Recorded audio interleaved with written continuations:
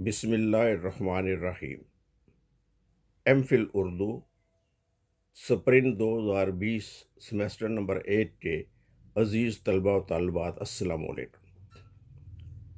مجھے امید ہے کہ آپ سب خیریت سے ہوں گے اور ان مخصوص حالات میں آپ نے بہتر انداز میں عید منائی ہوگی۔ عزیز طلبہ، اس لیکچر میں ہم دیکھیں گے کہ اردو داستان کی ابتدا کیسے ہوئی، اس کا ارتقاء کیسے ہوا، اور پھر اسے عروج کیسے حاصل ہوا، اور پھر یہ کیسے زوال آشنا ہوئی۔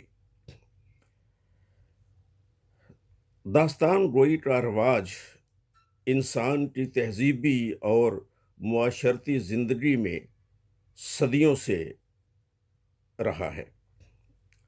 اس کی وجوہات کیا ہیں؟ اس کا تجزیہ ہم نے ابتدا میں جب داستان کے محرکات کے بارے میں بحث کی تھی، تو اس وقت ہم نے یہ دیکھا تھا کہ داستان گوئی کا جو اصل محرک ہے وہ کیا ہے، اور داستان میں انسانوں کی دلچسپی کی وجوہات کیا ہیں۔ تو چونکہ ہم داستان گوئی کے محرکات میں ان باتوں کو تفصیل سے پڑھ چکے ہیں، لہٰذا اس وقت انہیں دہرانے کی ضرورت نہیں ہے۔ اس وقت سادہ الفاظ میں آپ یہ جان لیجئے کہ ہر قوم میں داستان سرائی سے دلچسپی رہی ہے۔ ابتدا میں چونکہ انسانی شعور ابھی پختہ نہیں تھا، تو اس حوالے سے مافوق الفطرت عناصر میں اس کی دلچسپی داستان میں دلچسپی کی وجہ بنی۔ دنیا کی تمام تہذیبوں میں داستان کہنے کا، داستان سننے کا اور داستان میں دلچسپی لینے کا ایک سلسلہ موجود ہے۔ ہندوستان میں بھی منظوم اور رزمیہ داستان ہمیں ملتی ہے۔ زمانۂ قدیم ہی سے ہندوستانی تہذیب میں داستان کی جو شکل ہے وہ منظوم رزمیہ کی صورت میں ہمارے سامنے آتی ہے۔ مسلمانوں کی آمد کے بعد فارسی کے زیر اثر فارسی داستانیں سنانے کا رواج عام ہوا۔ یہ فارسی داستانیں بھی ہمیں زیادہ تر منظوم صورت ہی میں ملتی ہیں۔ دراصل داستان گوئی فی البدیہہ تصنیف کا دوسرا نام ہے۔ داستان کہنے والا سامعین اور حاضرین کی دلچسپی کے پیش نظر اپنی داستان کو لمحہ بہ لمحہ اس کا رخ موڑتا رہتا تھا، اسے نئے نئے معنی، نئے نئے علامتوں، نئے نئے طلسمات سے متعارف کراتا رہتا تھا۔ جس طلسم میں، جس واقعے میں حاضرین زیادہ دلچسپی لیتے ہوئے محسوس ہوتے، اس واقعے کو یا اس طلسم کو یا اس حسن آفرینی کو وہ مزید بڑھاوا دے دیتا۔ یہی وجہ ہے کہ داستان پڑھنے سے زیادہ سننے میں لطف دیتی ہے، کیونکہ ایسی صورت میں اس کا ایک نفسیاتی محرک ہے، وہ ہے کہ ایسی صورت میں داستان کے واقعات پر تنقید یا تجزیے کا موقع نہیں ملتا۔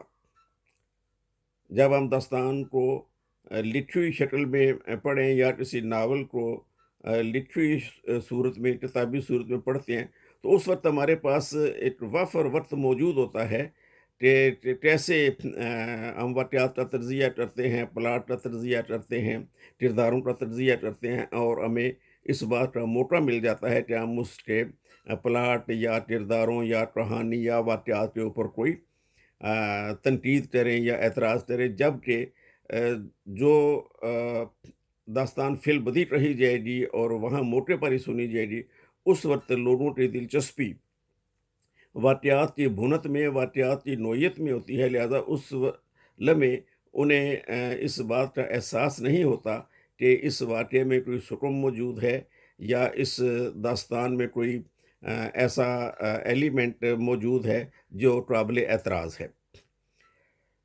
رؤساء اور نوابین کے شبستان زمانہ قدیم میں داستان سرائی سے جاتے رہتے تھے۔ چنانچہ ایک ایسا وقت بھی آیا کہ بادشاہوں کی سرپرستی میں داستان گوئی کو بحیثیت فن بہت فروغ ملا، بہت عروج ملا۔ بادشاہ جو ہیں انہوں نے اپنے درباروں میں داستان گو کا عہدہ قائم کیا، اور یہ داستان گو جو ہیں یہ رات کو بادشاہ یا اس کے روسا کو، اس کے مصاحبین کو داستان سنا کر ان کا دل بہلاتے تھے، اور یوں یہ ایک سرکاری فریضے کی شکل میں بھی ہمارے سامنے آیا۔ آخری مغل بادشاہوں خصوصاً محمد شاہ رنگیلے کے زمانے میں داستان گوئی کو بہت زیادہ عروج حاصل ہوا۔ اتنا عروج حاصل ہوا کہ اس عہد کی جتنی بھی داستانیں ہمارے سامنے آتی ہیں ان میں ہمیں نظر آتا ہے کہ جو محمد شاہ رنگیلا ہے اس کی جو ذاتی دلچسپیاں تھیں داستان گوؤں نے انہیں بھی اپنی داستان کا حصہ بنایا۔ حضرت خواجہ بندہ نواز گیس الدراز، جن کا زمانہ 1320 سے 1424 تک ہے، ان کے یہ کتاب معراج العاشقین کو اردو نثر کی قدیم ترین کتاب مانا جاتا ہے۔ معراج العاشقین حکیم شمس اللہ قادری کے نزدیک شیخ عین الدین گنج العلم اردو کے پہلے نثر نگار ہیں۔ میں نے یہ عرض کیا کہ حضرت خواجہ بندہ نواز گیس الدراز جو ہیں ان کا زمانہ ہے 1320 سے 1424، جبکہ حکیم شمس اللہ قادری کا زمانہ جو ہے شیخ عین الدین گنج العلم کا زمانہ جو ہے وہ ہے 1306 سے 1393۔ تو یوں بطول حکیم شمس اللہ قادری شیخ عین الدین گنج العلم اردو کے پہلے نثر نگار ہیں۔ انہوں نے اپنے مریدوں کی ہدایت کے لیے چند رسالے لکھے، لیکن اب ان رسالوں کا کہیں کوئی سراغ یا وجود نہیں ملتا۔ لہٰذا اس تلاش کو اگر منقطع کر دیا جائے، اور چونکہ نہ اب اس کتاب کا کچھ ہمارے سامنے کوئی کتابی صورت میں یا مخطوطے کی صورت میں، کسی مینوسکرپٹ کی صورت میں کوئی وجود ہے، نہ ہی ان کے لکھے ہوئے رسائل کا کوئی وجود اس وقت دستیاب ہے، لہٰذا اس صورتحال میں معراج العاشقین ہی کو اردو کی پہلی تصنیف قرار دیا جا سکتا ہے۔ اس کتاب اور اس کے بعد لکھے جانے والے رسالوں کا موضوع بالعموم مذہب اور تصوف رہا ہے، یعنی ان معراج العاشقین میں بھی اور اس نوعیت کے جو دیگر رسائل ہیں یا جو تحریریں ہیں ان کا موضوع عمومی طور پہ تصوف کے مسائل اور مذہب کے مسائل ہیں۔ اگر کہیں کسی اخلاقی یا صوفیانہ نقطے کی وضاحت کرنا ہو اور اس وضاحت کے لیے ضمناً کہیں کوئی عقائد آ جائے تو اسے ہم داستان کا ایک بالکل ابتدائی آپ سمجھیں کہ ایک ابتدائی قسم سے کہہ سکتے ہیں، یا اس کے جو ابتدائی صورت ہے وہ قرار دے سکتے ہیں۔ معراج العاشقین کے تقریباً 250 سال کے بعد افسانوی ادب کی ابتدا ملا وجی کی سبرس سے ہوتی ہے۔ ملا وجی کا زمانہ 1625 سے 1672 عیسوی تک کا ہے۔ ملا وجی کی سبرس کے لیے دوسرا نام بھی استعمال کیا جاتا ہے جسے قصہ حسن و دل کہتے ہیں، یعنی قصہ حسن و دل دراصل سبرس ہی کا دوسرا نام ہے۔ ملا وجی نے قصہ حسن و دل یا سبرس میں قصے کی صورت میں عشق اور عقل اور حسن و دل کا مناظرہ بیان کیا ہے۔ ان کی عبارت نہایت مترفع اور مسجع ہے، زبان دکنی ہے، کرداروں کے نام تمثیلی ہیں، یعنی اٹل، عشق، حسن، دل، نظر، غمزہ، خیال، دیدار، توبہ، آب حیات وغیرہ۔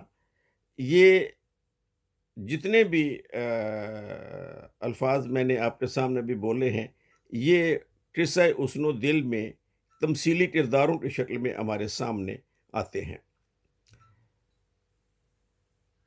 ان تمثیلی کرداروں کے ذریعے ملا وجی نے انسانی جذبات کی جد و جہد بڑے حسین اور دلکش انداز میں بیان کی ہے۔ ان خوبیوں کے باعث اسے ایک اہم افسانوی شاہکار قرار دیا جا سکتا ہے۔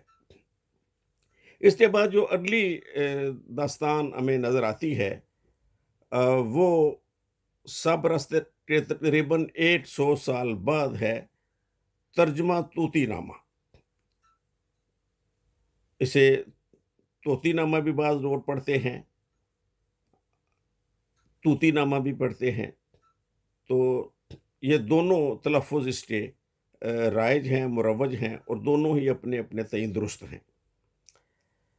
کتاب کا اصل ماخذ، طوطی نامہ کا جو اصل ماخذ ہے وہ سنسکرت ہے۔ یہ ایک طوطے کی زبان میں 70 کہانیاں ہیں اس کتاب میں۔ یعنی ایک طوطا جو ہے اس کی زبانی 70 کہانیاں اس طوطی نامہ میں بیان کی گئی ہیں۔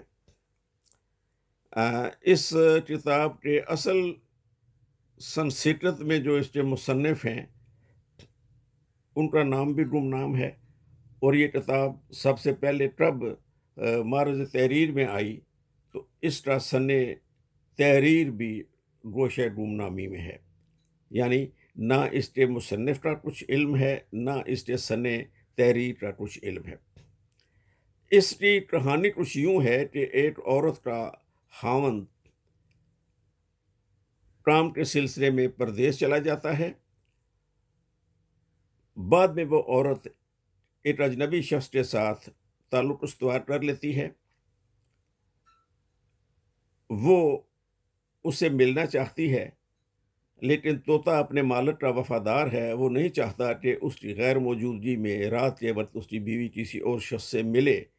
چنانچہ وہ جب بھی وہ عورت رات کو گھر سے باہر جانے کا ارادہ کرتی ہے تو طوطا اسے کہانی سنانا شروع کر دیتا ہے، اور یوں وہ کہانی میں اتنی محو ہو جاتی ہے، اتنی منہمک ہو جاتی ہے کہ اسے اس اپنے آشنا سے ملنے کا خیال اس کے ذہن سے نکل جاتا ہے۔ یوں طوطا ہر رات اس عورت کو ایک کہانی سنا کر اس کا دل بہلاتا ہے، حتیٰ کہ اس کا خاوند واپس آ جاتا ہے، اور یوں یہ جو طوطا ہے یہ اپنے مالک کا وفادار ثابت ہوتا ہے اور اس کی اور بیوی کو گمراہ ہونے سے بچا لیتا ہے۔ اس طوطی نامہ کا سنسکرت سے فارسی میں فارسی نثر میں ترجمہ ہوا، وہاں سے یہ کئی دوسری زبانوں میں ترجمہ ہوئی، اور ملا محمد قادری کے فارسی ترجمے سے اس کا دکنی اردو میں ترجمہ ہوا۔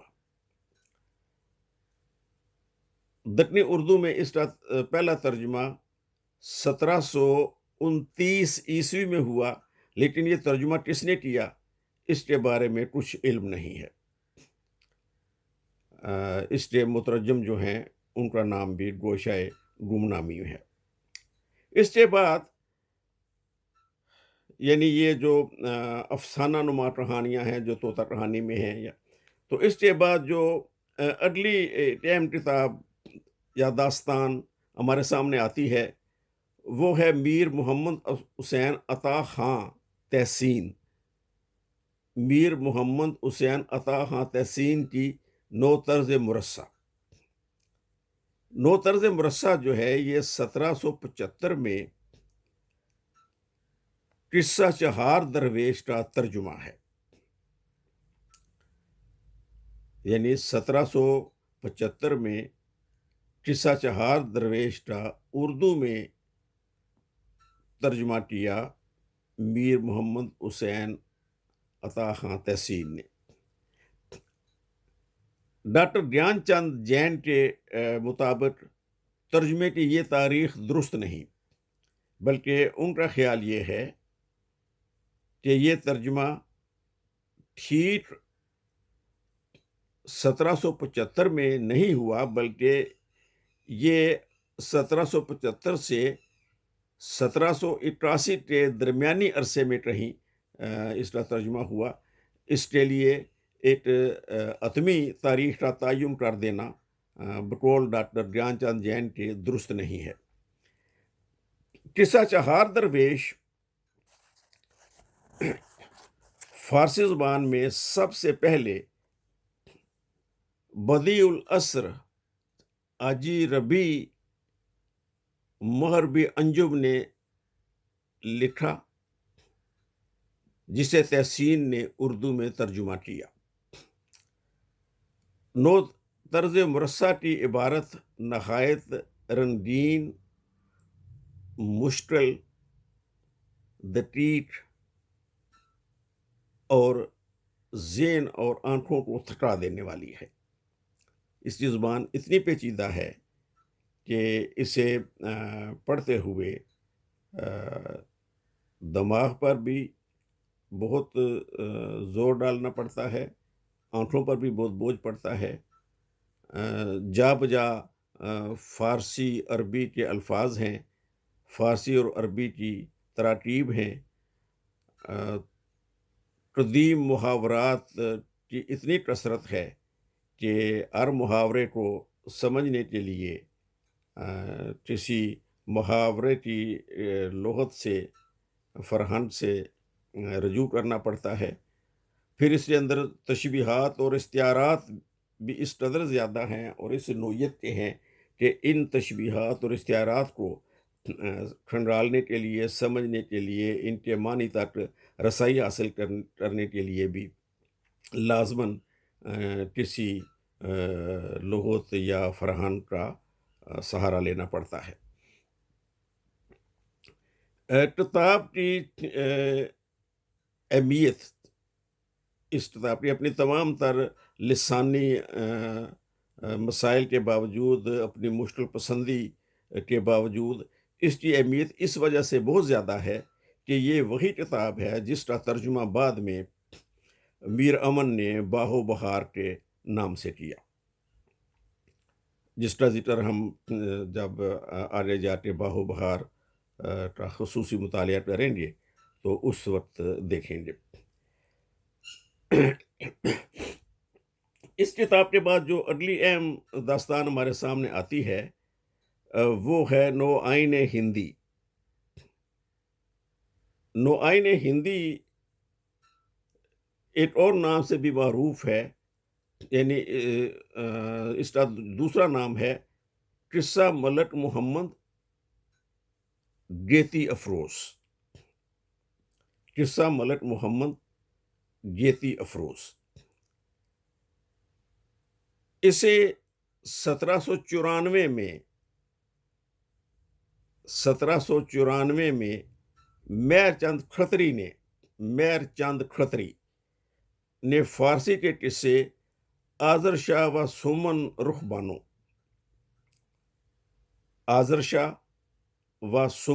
بانو سے اردو میں کیا۔ اس اردو ترجمے کی زبان نسبتاً صاف ہے، آسان ہے، سادہ ہے، یعنی جو ہمیں مسائل نو طرز مرصع میں زبان کے حوالے سے جن مسائل کا سامنا کرنا پڑتا ہے، اس میں نو آئین ہندی میں زبان کے وہ مسائل نہیں ہیں۔ نو آئین ہندی کی زبان جو ہے وہ بہت صاف، آسان اور سادہ ہے۔ اس کے بعد یعنی 1794 کے بعد سن 1800 تک کوئی اور اہم داستان ہمارے سامنے نہیں آتی. چنانچہ ہم 1635 سے سن 1800 تک کے عرصے کو اردو داستان کا پہلا دور قرار دے سکتے ہیں. یہ نوٹ کر لیجئے کہ اردو داستان کا پہلا دور 1635 سے 1800 کے عرصے پر محیط ہے. اس کے بعد اردو داستان کا دوسرا دور شروع ہوتا ہے. عزیز طلبہ، آپ جانتے ہیں کہ سن 1800 میں کلکتے میں فورٹ ولیم کالج قائم ہوا. فورٹ ولیم کالج کے مقاصد کیا تھے؟ اس کالج کی اہمیت کن کن حوالوں سے ہے، ہمیں اس کی تفصیل میں زیادہ جانے کی ضرورت نہیں ہے، کیونکہ آپ اس کے بارے میں اچھی طرح جانتے ہیں اور آپ پڑھ چکے ہیں. اس حوالے سے فورٹ ولیم کالج کے حوالے سے اپنے ایم اے کے دوران بھی پڑھا اور ایم فل میں بھی آپ نے یقیناً اس کے بارے میں کچھ جاننے کی پڑھنے کی کوشش کی ہوگی. تو میں فورٹ ولیم کالج کے حوالے سے جو اس کے سیاسی مقاصد تھے، جو ہندوستان میں انگریزوں کی حکمرانی کے لیے انتظامی حوالے ہیں، ان سے قطع نظر میں صرف مختصراً یہ بتاتا ہوں آپ کو کہ اس کالج کی اہمیت اس حوالے سے بہت زیادہ ہے کہ اس میں آسان اردو کی ترویج ہوئی اور ہندوستان میں پہلی دفعہ پرنٹنگ پریس کی تنصیب ہوئی. یعنی فورٹ ولیم کالج نے ہندوستان میں پہلی مرتبہ پرنٹنگ پریس نصب کیا، اس کی تنصیب کی، اسے یہاں پہ متعارف کرایا، اسے رواج دیا، اور اس کے ساتھ ہی ایک اہتمام کے ذریعے، ایک پورے پروگرام کے ذریعے، منصوبہ بندی کے ذریعے آسان اور سادہ اور سلیس اردو کو مروج کرنے کے لیے انہوں نے اردو کی اہم داستانوں کا اشاعت کا سلسلہ شروع کیا. اس داستان گوئی کے اس دوسرے دور میں جو ہمیں سب سے پہلی ایک اہم کتاب ملتی ہے، وہ حیدر بخش حیدری کی طوطا کہانی ہے. یہ طوطا کہانی دراصل سید محمد قادری کے طوطی نامے ہی کا اردو ترجمہ ہے.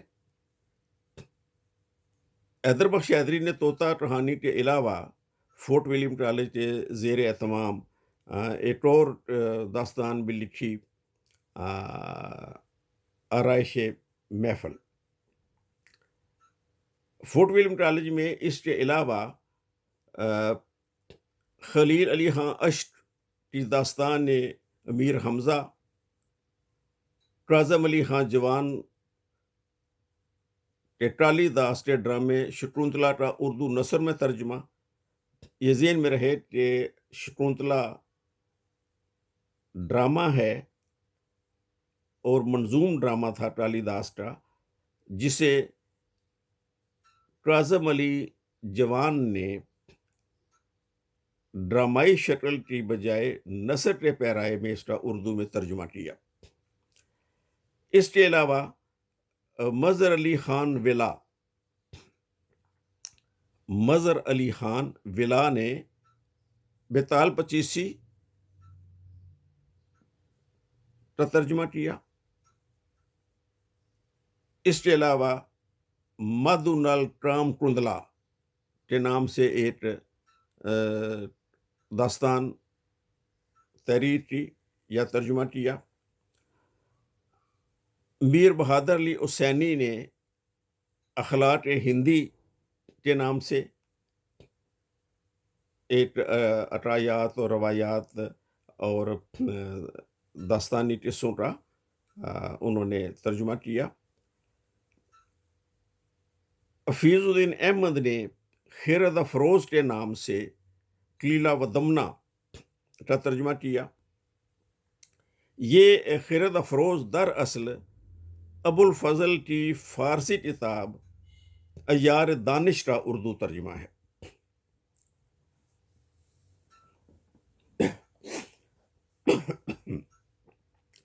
ابو الفضل کی فارسی کتاب عیار دانش کا اردو ترجمہ حفیظ الدین احمد نے خرد افروز کے نام سے کیا۔ عیار دانش کا ترجمہ سنسکرت میں بھی ہوا اور دنیا کی دیگر بہت سی زبانوں میں بھی ہوا۔ اسی عرصے میں للو لال جی کی سنگراسن بتیسی کا ترجمہ بھی کیا گیا۔ بلکہ یہ ترجمہ کیا تھا، اسے اقتبا زاد کہانی سمجھنا چاہیے۔ سنگراسن بتیسی جو ہے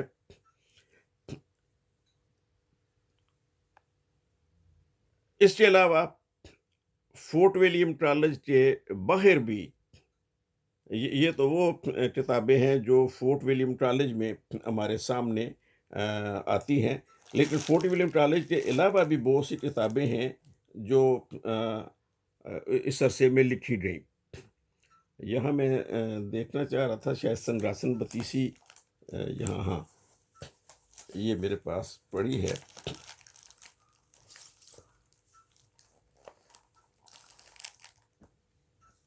سنگراسن بتیسی جو ہے یہ اعظم علی جوان کی کتاب سے، جو للو لال کبھی یہ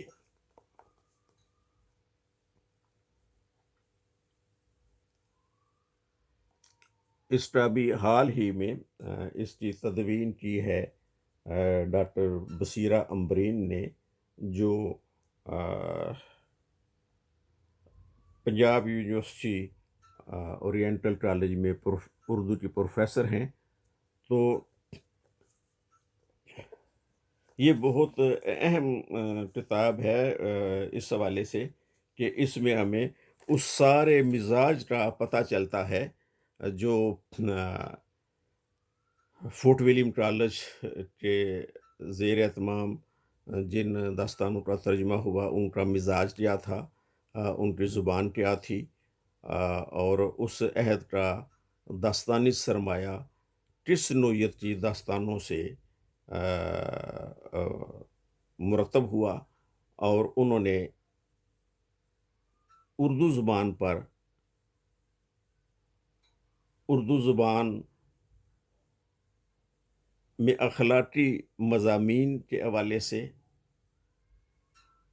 اردو زبان میں تراجم کے حوالے سے، اور اردو زبان کے اس سفر کے حوالے سے جو ایک دشوار زبان سے آسان اور سادہ زبان کی طرف ہوا، اس حوالے سے فورٹ ولیم کالج کی ان داستانوں نے کیا کردار ادا کیا۔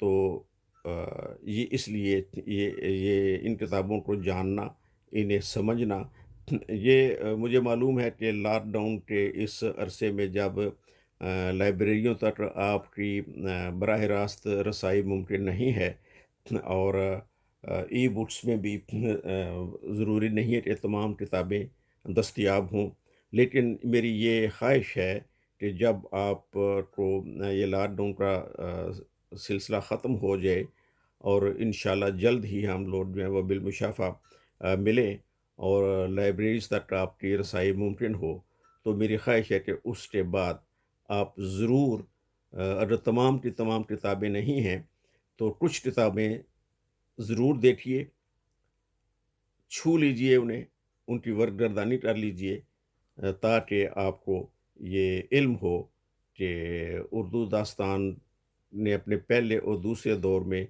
کیا سفر کیا، اور اس حوالے سے فورٹ ولیم کالج نے کیا کردار ادا کیا۔ تو عزیز طلبہ، آج ہم نے پہلا اور دوسرا دور پڑھا ہے، آئندہ ہم تیسرے دور کی جانب آئیں گے۔ اللہ حافظ۔